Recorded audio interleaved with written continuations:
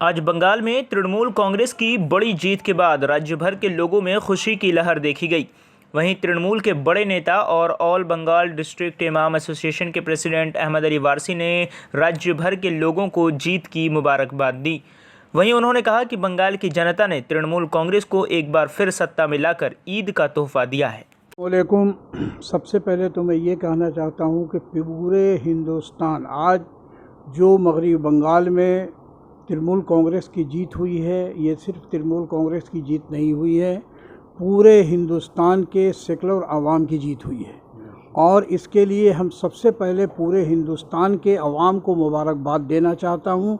उसके बाद मगरबी बंगाल ये आप नहीं कह सकते कि सिर्फ अक़लियत ने वोट दिया है, बल्कि अक़लियत और अक्सरियत दोनों ने पूरे मगरबी बंगाल के हर अवाम व ख़ास हर मज़हब व मिल्लत के लोग, जो हम अपनी तकरीरों में कहते थे कि मगरबी बंगाल की मोहतरमा ममता बनर्जी के साथ पूरे मगरबी बंगाल का आवाम है, आज वो साबित कर दिया कि हर मज़हब व मिल्लत, हर कौम, कोई ये नहीं कह सकता कि ममता बनर्जी को वोट हमने नहीं दिया है। सबों ने मिल के वोट दिया है, हर कौम दिया है, हर ज़ात दिया है, हर धर्म दिया है। इसलिए पूरे मगरबी बंगाल मुबारकबाद का मुस्तहक़ है कि उन लोगों ने ममता बनर्जी के पे यकीन किया और उनके साथ रहें।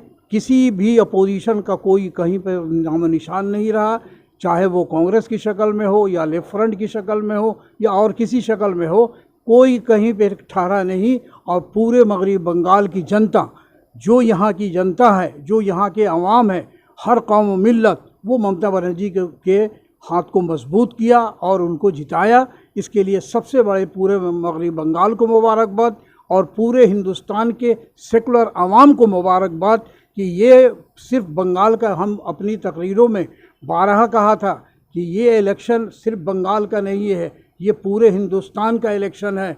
और पूरे हिंदुस्तान की निगाह मगरबी बंगाल पे निगाह टिकी हुई है कि मगरबी बंगाल में सेकुलरिज़म बचेगा तो पूरे हिंदुस्तान का सेकुलरिज़म बचेगा। फ़िरका परस्त ताकत को एक वाहिद शख्सियत ममता बनर्जी की थी, जिन्होंने अपने ताकत से अपने काम के बुनियाद पे हर तरह से आवाम के दिल को जीता और कामयाबी हासिल किया। उनका अपना इखलाक, उनका ईमानदारी, उनका काम, ये आवाम को हमेशा याद रहा है और याद रहेगा और याद करते हैं।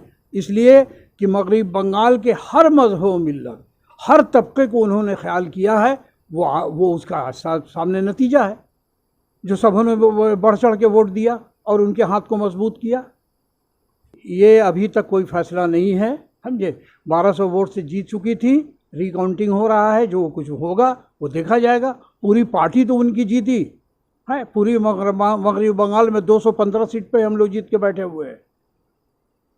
जितने लोग आपकी पार्टी से बीजेपी में गए थे वो ज़्यादातर लोग हारे, इसलिए कि जिस मुफाद के तहत आते उनका मुफाद पूरा नहीं हुआ, अवाम उनको नकार दिया, उनको सिरे से उठा के फेंक दिया। अच्छा, आप लोग जब इलेक्शन चल रहा था, ऑल बंगाल डिस्ट्रिक्ट इमाम एसोसिएशन के जानिब से आप लोग बार बार कह रहे थे कि आप लोग को जीतने के बाद गुड न्यूज़ मिलेगा। देखिए ऐसा है, देखिए कि पूरे मगरबी बंगाल का मैंने दौरा किया और आपका चैनल मेरे साथ था और बार बार आप सवाल करते थे कि माइनॉरिटी में कुछ बिखराव तो नहीं है, अक़लियत में कुछ बिखराव तो नहीं है। आज अक़लियत ने साबित कर दिया कि हम कल भी ममता बनर्जी के साथ थे और आज भी हैं, कि ना तो लेफ्ट फ्रंट को एक सीट मिली, ना कांग्रेस को कोई सीट मिला।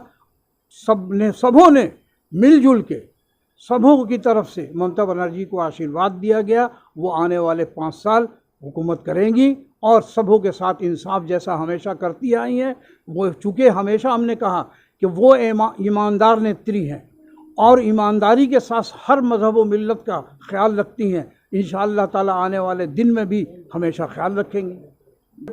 5-6 रोज़ पहले आपने पूछा था कि फरहाद हकीम साहब कितने वोट से जीतेंगे। मैंने कहा था कि 50,000 वोट से जीतेंगे। आज मेरे ख्याल से 46,000 या 47,000 वोट से वो जीते हैं, तो यकीनी है। इसलिए कि फरहाद हकीम एक ऐसी शख्सियत का नाम है जिन्होंने 10 साल उनकी कारकर्दगी को उठा के देख लीजिए कि उन्होंने कितना काम किया है।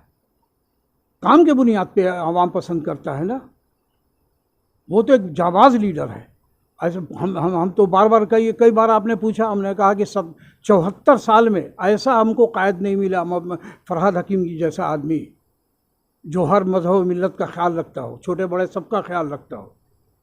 फ़िरका परस्त को रोका इसलिए कि पूरा हिंदुस्तान इस वक्त फ़िरका परस्ती में डूब रहा था और नरेंद्र मोदी और अमित शाह और उनकी पूरी टीम बंगाल को ऐसा लोकल ट्रेन की तरह इस्तेमाल किया।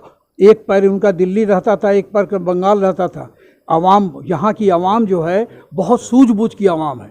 आवाम ने देखा कि बंगाल को बहुत ये हाईजैक करने का कोशिश किया जा रहा, बंगाल को हैंग करने का कोशिश किया रहा, आवाम ने नकार दिया।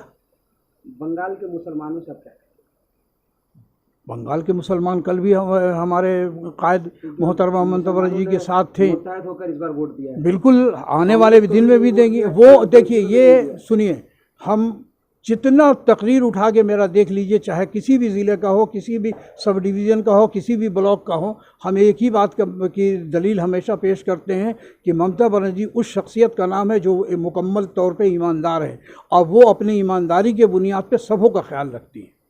आइंदे भी रखेंगे। हम, मेरा कोई डिमांड नहीं है, कोई अक़लियत का डिमांड नहीं है, वो सबका ख्याल रखती है और हमेशा रखेंगे। क्या इमाम मुअज्जिन का भत्ता जो है बढ़ेगा? देखिए, इमाम और मुअज्जिन कल भी उनके साथ थे, आज भी। आज आप पूरा इलेक्शन दौरा किया, कहीं से भी एक इमाम के ज़बान से सुना कि कोई शिकायत करता हो कि हमारी नेत्री ने ये गलत किया?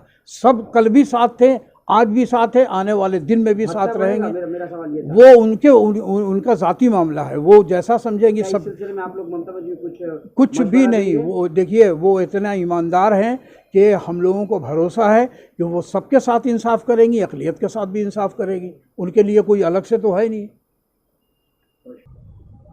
जी, अस्सलाम वालेकुम। मैं मस्जिद फ़ातिमतुज़ ज़हरा सिगरेट कल का ख़तीब व इमाम, हम लोगों ने वारसी साहब क़िबला जो ऑल बंगाल डिस्ट्रिक्ट इमाम एसोसिएशन के प्रेसिडेंट हैं, इनके साथ हम लोगों ने पूरे मगरबी बंगाल के तकरीबन 15-20 ज़िलों का दौरा हम लोगों ने किया है पूरे बंगाल में। और हम लोगों को यही लगा कि आज इलेक्शन में जो रिज़ल्ट आया, इस रिज़ल्ट से ये साबित हो गया कि ये बंगाल है, यहाँ पे नफ़रतों का सिक्का नहीं चल सकता है, यहाँ पे प्यार और मोहब्बत के ही सिक्के चलेंगे। और आज बंगाल के लोगों ने, हिंदू, मुसलमान, सिख, ईसाई, सब लोगों ने मिलकर मोदी जी और अमित शाह को ये बता दिया है कि यहाँ नफ़रत का खेल कभी भी नहीं खेला जा सकता है। यहाँ जब भी खेला जाएगा, मोहब्बत और प्यार का खेल खेला जाएगा। और ये आज 215 सीट पर दीदी की जीत हुई है और इस जीत ने ये साबित कर दिया है कि बंगाल से उठकर इंशाल्लाह आने वाले 2024 के इलेक्शन में हम लोग दिल्ली से भी मोदी जी को भगाएंगे और उनको ठिकाना गुजरात तक पहुंचाएंगे।